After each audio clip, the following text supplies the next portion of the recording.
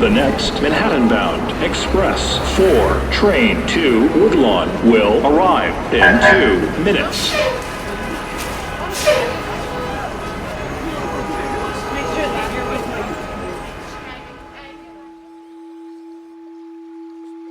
Before the towering structures, before the traffic, before the grit and glamour and grid, there was a forest. Come with me to the year 1626, beneath the shade of a towering tulip poplar. Some actually say it was a sycamore, though no one knows for sure. A moment is unfolding that will echo through centuries. Peter Minuit, the first Director General of the Dutch colony of New Netherland, is said to be negotiating the so-called purchase of the land of Mannahatta from the Lenape people. The trade? Goods reportedly worth about 60 Dutch guilders, or what would be about $1,000 today. Nearly 400 years later, that land is known as Inwood Hill Park in Upper Manhattan, New York City, and a solitary boulder stands there marked with a plaque that commemorates this exchange, one of the most mythologized transactions in history. The original tree, long gone, has become a symbol of that moment, though the truth about the tree, the exact location, and even the nature of the deal is lost to time. This story, like the city itself that I call home, is layered and complicated. The so-called purchase raises enduring questions about land, legacy, and justice, particularly for the Lenape people. It also invites us to reflect on the long tug-of-war between capitalism and nature, and between the forest that once stood and the concrete jungle that rose in its place. I'm Jonathan Zautner, and this is Tree Speech. In today's episode, we listen for the whispers of nature beneath the hum of the city, exploring the quiet-rooted presence of trees in the heart of the Big Apple. And honestly, if a tree can make it here, it can make it anywhere.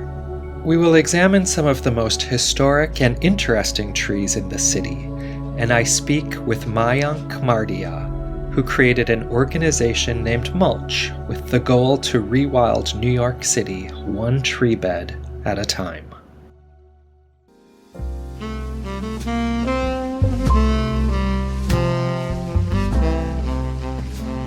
Now, New York City is home to more than 7 million trees, and the New York City Parks Department cares for nearly 5.7 million, or 81% of them.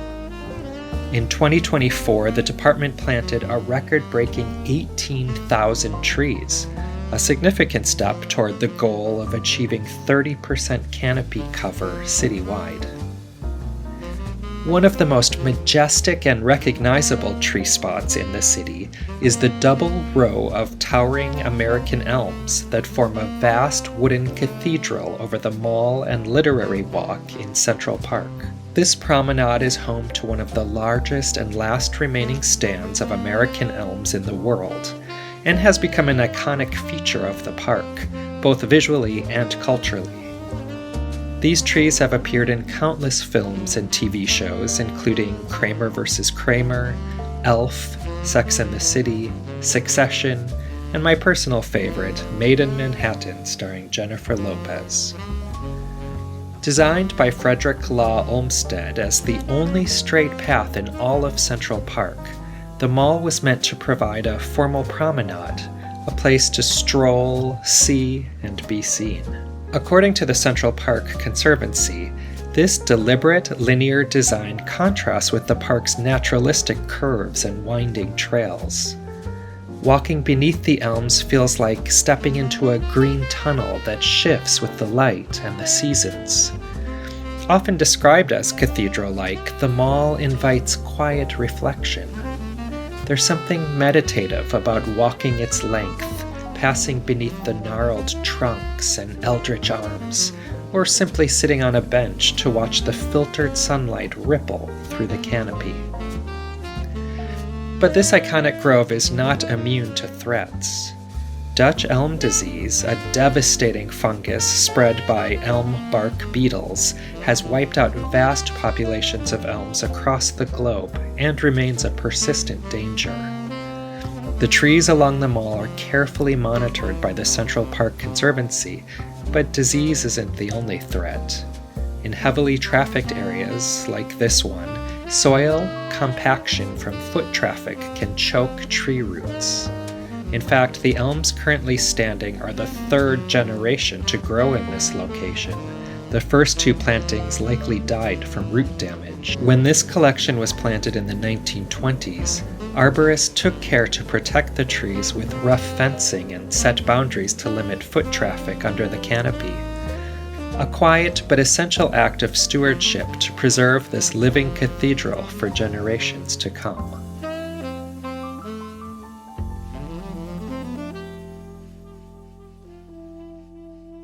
Now let's take a moment to explore how New York City came to be known as the Big Apple, a nickname that's surprisingly tree-adjacent and rooted in some fascinating history. Before it became synonymous with yellow cabs and overpriced bagels, well, overpriced everything, Big Apple had an entirely different meaning.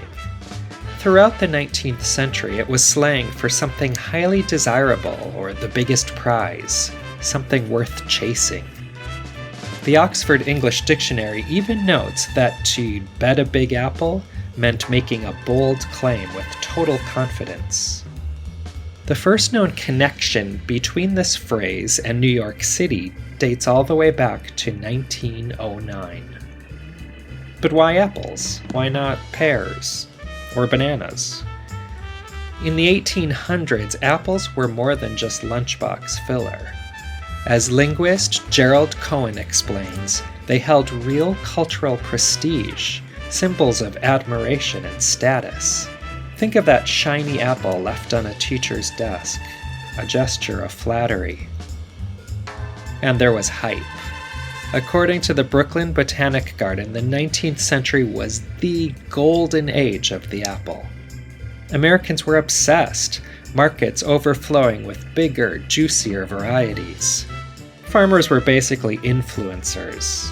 Fruitfluencers, anyone? Debuting apples with names like Northern Spy and Esopus Spitzenberg, which, let's be honest, sounds like a Marvel villain. So when someone said the Big Apple, they were talking about something bold and irresistible. And when that phrase got linked to New York, it clicked. The nickname took hold in the 1920s, thanks to horse racing.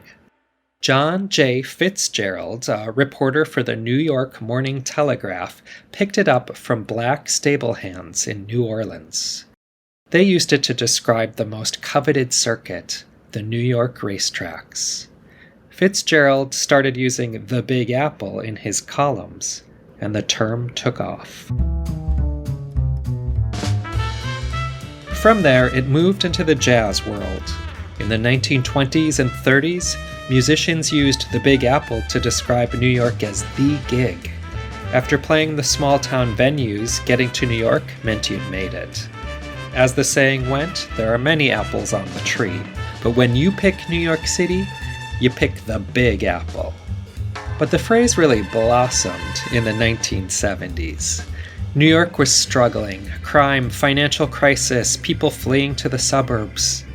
And then Charles Gillette stepped in. As president of the New York Convention and Visitors Bureau and a jazz lover himself, he resurrected the nickname for a bold new tourism campaign. He plastered it everywhere, buttons, bumper stickers, and billboards. This Big Apple branding worked hand in hand with the I Love New York campaign by William Doyle and Milton Glaser. And the name stuck. And here's a little twist for you. Long before New York was the Big Apple, it was briefly known as New Orange. In 1673, the Dutch recaptured the city from the English and renamed it in honor of William III of Orange. It lasted just a year. By 1674, the English were back, and New York reclaimed its name.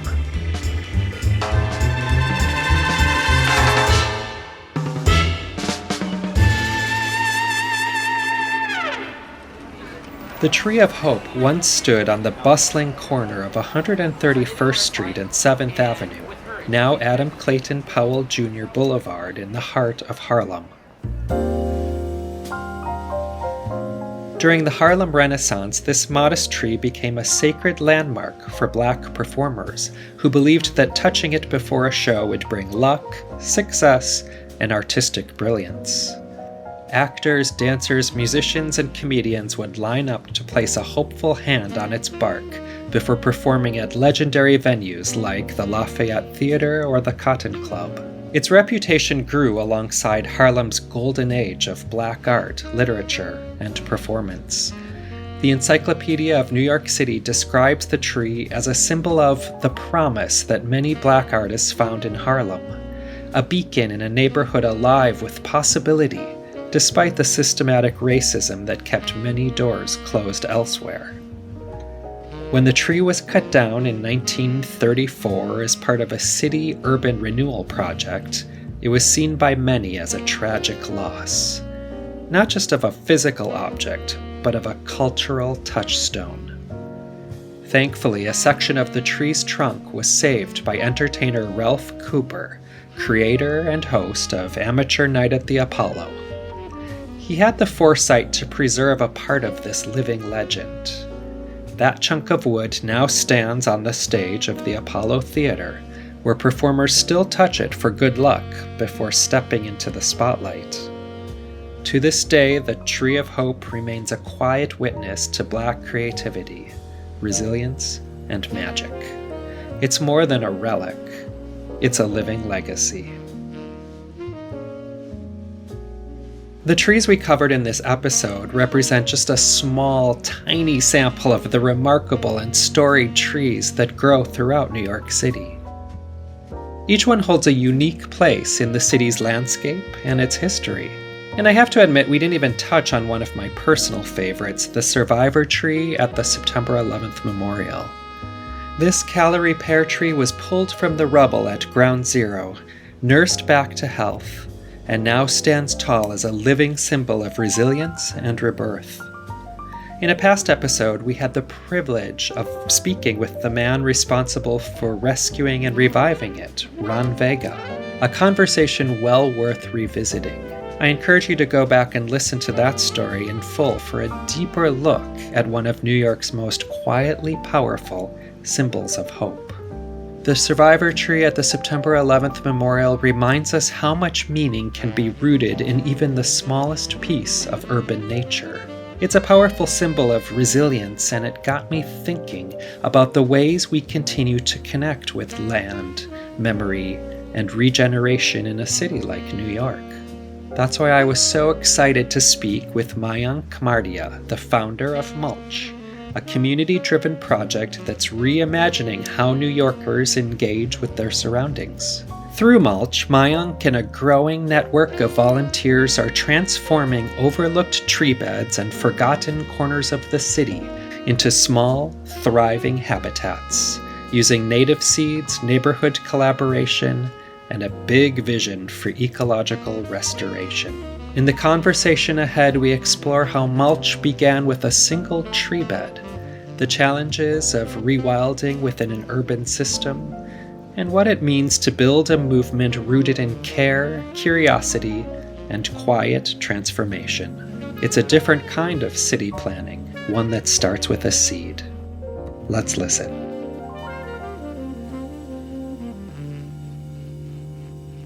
Hello, Mayank. We're so glad that you're here today to join us on Tree Speech and tell us about your life and project. Let's jump right in. Would you share a bit about your background and what led you to start Mulch? Yeah, I'm from Kenner, Louisiana. That's where I was born and raised, and mostly had kind of like normal childhood. I did a lot of gardening with my grandpa. He would come down from India, and he didn't really know how to garden. Neither did I. And I would say about at 11 years old, and summers he would kind of come over, and we would spend a lot of time gardening. And so that was something that I always just had in my experience. I went to college, I studied finance, I studied computer science. I kind of like went on that path and I worked at like a nature finance sort of company. I wanted to garden in the city. Honestly, that was just like a long-standing desire that I had. That was always kind of like a side thing. And when I moved here, I felt like it was really hard to kind of feel grounded at all. I'd go to Central Park. I would love going to Rockaways and I'd surf honestly occasionally on the beach, but that like doing that in any sort of consistent way was out of the question. My best hope, which was like kind of community gardens, which I think are wonderful, they just ended up being really sparse or having wait lists or sometimes occasionally were unresponsive. And so I was kind of just like really missing the tiny rituals I had back home in Louisiana, like going into the backyard and taking walks underneath the open sky in the neighborhood. All that made me feel really calm and good. And, moving to the city, I immediately loved New York, but I felt like there's just like a background stress level that was just kind of increased. And so I was just looking for something to do. And then for like the first time ever, I saw this tree bed right in front of my apartment building. And I probably passed it 1,000 times. I thought like, this is someone else's domain. I can't touch it. On a whim, I kind of went online and was like, what's the deal with these tree beds? Who owns them? Who maintains them? It turns out they're all under the jurisdiction of NYC Parks. You can actually plant in them as long as you follow kind of NYC Parks guidelines. And that's kind of when the floodgates opened. I was like, I made this kind of tiny tree plot, like my personal mini garden. And it wasn't anything big, like I just planted seeds there, gave it a water and just waited, honestly, not expecting much. And it was just kind of on the way to work. I'd see it every time I stepped out of the house. And little by little, I saw things sprout. And I think there's just like something so exciting about seeing something grow. I think anyone who like loves plants can tell you that optimism of life and buoyancy. And it was just awesome. And so that kind of just happened naturally. And I had a lot of extra seeds. So I thought if other people want to do this, maybe, but I put a little sign up by my plot that says like, hey, this is your sign to start gardening with the QR code and a link to a web page that was just like, hey, I have extra seeds. If you want them for a tree bed, go ahead and claim it. And surprisingly, people did. And it wasn't like, in droves, but little by little, people claim seeds. And I started seeing plots around the neighborhood start to bloom.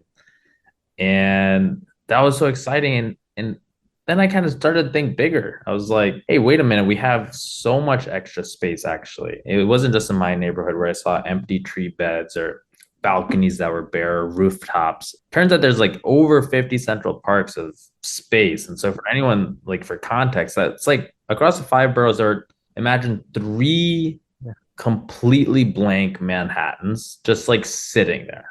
And we kind of have this idea that like, the city's ossified. It's going to be a concrete jungle. It has to be that way. And for the first time ever, I kind of looked at it in a different light. It's like, it's not impossible. We just have to flip the script a little bit. Like right now, the MO is like you have a few people doing a Herculean amount of effort. This whole experiment, Mulch, is kind of a question of what happens if you flip the script and try to get a ton of people to do something really, really tiny.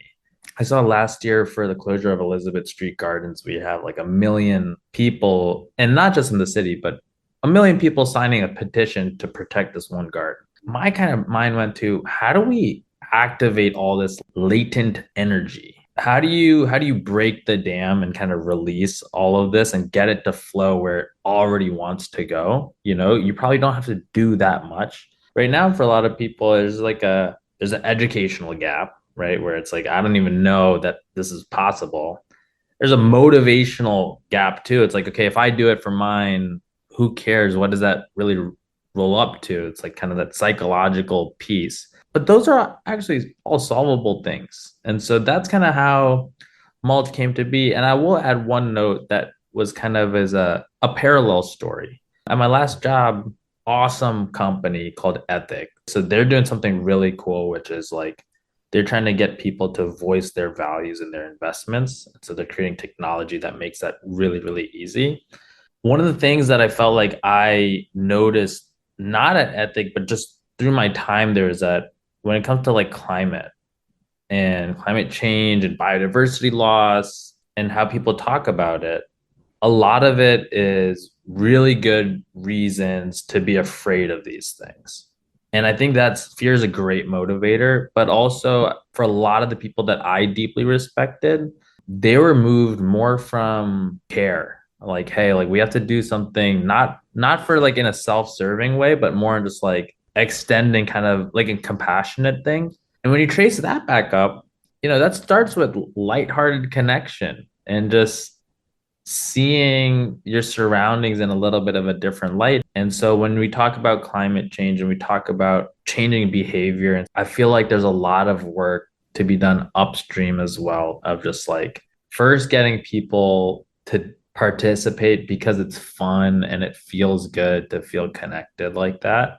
That's how I feel, and was honestly my biggest motivator. Isn't even climate and all these things, which I do care about, but it's mostly just like I want to feel good in the city, and plants make me feel good. And just this morning, I have a watering can, and I was like outside watering the trees, and it's like I felt how I felt in Kenner. I'd just step outside in the morning and check up on my plants, and I go right back inside and do my stuff. But it's just like a nice little ritual, and there's something about my tree bed. There's something about this big ambition of like, what if you could rewild New York City, that kind of keeps me engaged. And there's something about doing it with a bunch of other lighthearted, optimistic people. And so that's kind of where this whole thing started and kind of where it's headed. There is something ritualistic. There's something nature oriented and connective that I think many people feel, especially in cities like New York. The thing that makes you different, as you talk about harnessing that energy, is that you were the one to do that, to take that energy and that want, and I'll say need, and channel it towards something productive and as you said, is fun.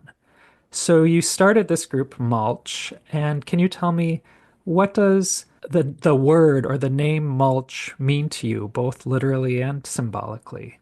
For me, mulch is kind of like a dirty word, Like when you think about Yeah. mulch, sometimes it stinks, it smells bad, and there's a whole different types of mulch. But what I had in mind are kind of like wood chips. Individually, a piece of mulch doesn't really do anything, but all these little pieces, they come together. They can do something really amazing. They can hold moisture in, they can prevent weeds from going. It's something that can protect and bolster tree life, for example. And that's kind of how I think about this organization too. It can lead to some pretty amazing benefits. And I also like it's like, every piece of mulch is shaped a little differently. But at the end of the day, it's the same thing.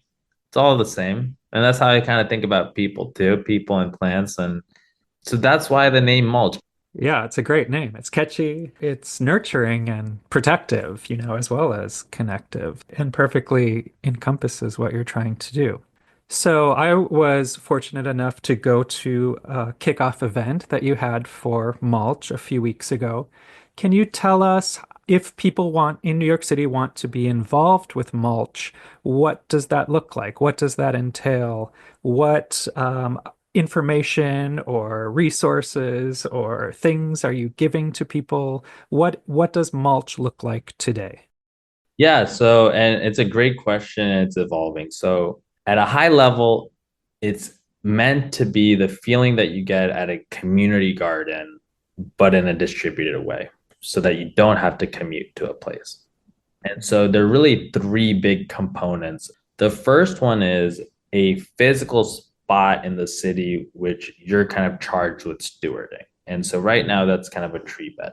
And so what you get as a part of mulch is you get this tree bed that you are responsible for. We send you a custom stake, which you kind of say this is what the name of your tree bed is, and also native seeds to plant there, as well as being part of the community that is figuring out what works and what doesn't. Because frankly, while there have been some experiments that have done before. There hasn't been something on this scale. And it's that journey and adventure of figuring out how to steward your tree beds. The second thing that you get is you're connected to this broader rewilding mission, right? It's not just your tree bed, it's this unabashed ambition to rewild the city's underused spaces. And so, what that involves is what we released today is this new mulch map, which is a map of almost every single one of the street trees in New York City, which ones are being stewarded, which ones are not, by who, what species. And in the future, we're going to add sun exposure, hyper local recommendations for seeds, and on and on and on. We're also going to add one click tree guard permitting. Right now you can go on to NYC Parks site to request a tree guard. The third component is the community, which is, I think, like my favorite part of this whole thing is the prospect of getting to meet other people in this space. They self-select to be very grounded, very optimistic, and also action oriented, and it's just like a very buoyant group. The way that this community will meet is like, we have a group chat, so you'll be added to that, but also meeting in person in a kind of a steady cadence every single month. That's kind of what being a part of this community garden means right now. Feeling connected to this land and the people in it in a way that's bite-sized and easy and lighthearted. One of my favorite parts of Mulch is the community, is at that kickoff event, looking around and seeing so many people who felt the same way about bringing the outdoors and nature into their daily lives, even in a very large city where you wouldn't, except for, as you said, Central Park or a community garden, you wouldn't necessarily believe that your life experience encompasses nature regularly. And this is a way to do that and to meet other people who have those same cares and interests as well. And also, to be clear, I love that you have mapped out all of these tree beds, because a person can pick a particular tree bed that might be on their way to the grocery store or onto the subway and can daily tend to their little plot, but also to see the growth and the changes that happen within it. And that's really remarkable. And I love being in the chat group as well and seeing people's stories and questions. And it really brings a personal side to a group that's citywide as well. Let's look into the future. What do you hope that New York looks like? What's next for Mulch? And what do you hope that Mulch is starting as a seed now, let's say? What do you hope that it grows into in the coming future? I hope that a large portion, if not all, of the city's underused space can start having that value of being rewild and people feeling connected in their day-to-day life. I want to feel like how I felt in Louisiana in my backyard every single day. That's what I want. And I want everyone in the city to be able to feel that way. And so that's the kind of vision that we're marching towards. And the thing is, I think it's possible. I actually do. I think that for whatever reason, we think it's way harder than it's going to be. And it's like, everyone wants this. Everyone. It doesn't even matter anything, who you voted for. It's like across the board, people want this. It just feels good. Yeah, you're well on your way. If you could plant one idea like a seed in every listener's mind today, what would it be? I think follow your fun. There's just so much worry and just like heaviness sometimes. I would guess like this for me isn't coming out of that. It's just me following my fun. If it fails, it's completely okay. I'll have had fun. I hear people on the train saying like, I hate my job. I hate this, that. Not everyone has the kind of opportunity and privilege to pursue these sorts of things. But I think following your fun, it sounds corny. Honestly, I'm scratching my head. It's like, what have I said? But I believe it. I think you do what feels good to you. You don't have to have a reason for it. Just go for it. That's kind of what I would say. It's like nothing is stopping you. Just like get up, start doing something and enjoy. Yeah, I don't think that's corny at all. I think that's most important and something we learn from plants. Plants have challenges too, but they do what they need to do. They survive. They've been through many things, and there is a joy. There's a fun in getting your hands in the soil or the mulch, or if that's not your thing, in feeding that inspiration and passion. And it has far-reaching effects. And so with that in mind, how can people find you? Joinmulch.com, JOIN mulch.com. That's the best place. We also have an Instagram. It's mulch.nyc, where we post updates there. So those are the two places that I would say. Well, I hope people go and check it out. If you're in New York City, please join. We need all the rewilding that we can get. So thank you, Mayank. It was such a pleasure to have you today. I'm so excited by this project. I'm a part of it. I'm going to be watching my tree bed, taking pictures, sharing with the group, and following Mulch along the way as we have this dream to rewild New York, and we'll see it one seed at a time. So thank you so much. Thanks, Jonathan. In our conversation, Mayank mentioned the Elizabeth Street Garden, a 1-acre sculpture-filled green space in Nolita, which was created in 1991 and stood at the center of a contentious development fight for over a decade. In 2012, the city quietly transferred ownership of the garden and announced plans for a 123-unit affordable senior housing project. The garden's nonprofit operators, backed by community groups and high-profile supporters like Robert De Niro, Patti Smith, and others, launched sustained legal challenges and advocacy campaigns. Though courts initially sided with the city, legal injunctions paused eviction efforts, preserving the garden's existence through much of 2024 and early 2025. Eventually, in February 2025, Elizabeth Street Garden sued, claiming its status as an artistic landmark, inflaming the final stages of the dispute.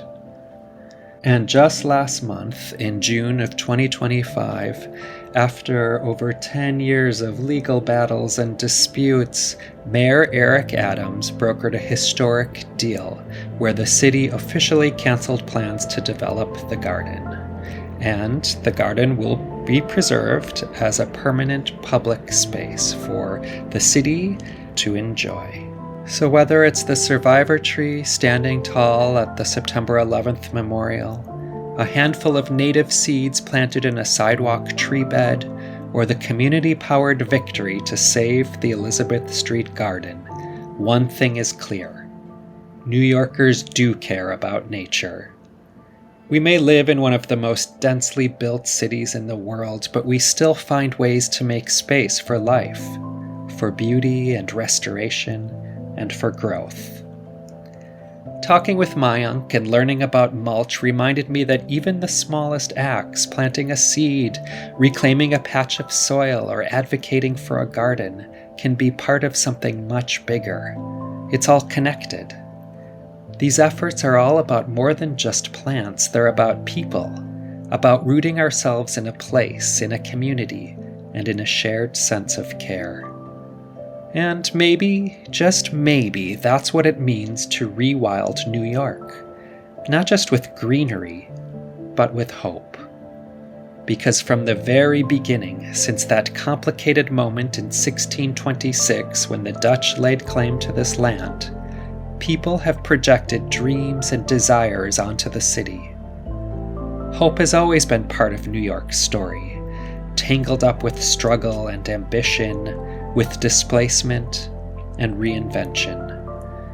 We've built it into the skyline, put it on stages, carried it across oceans, and planted it, quite literally, in the ground.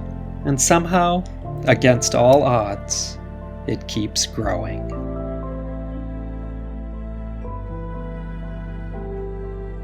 This week's episode was written and recorded in New York City on the land of the Lenape tribes.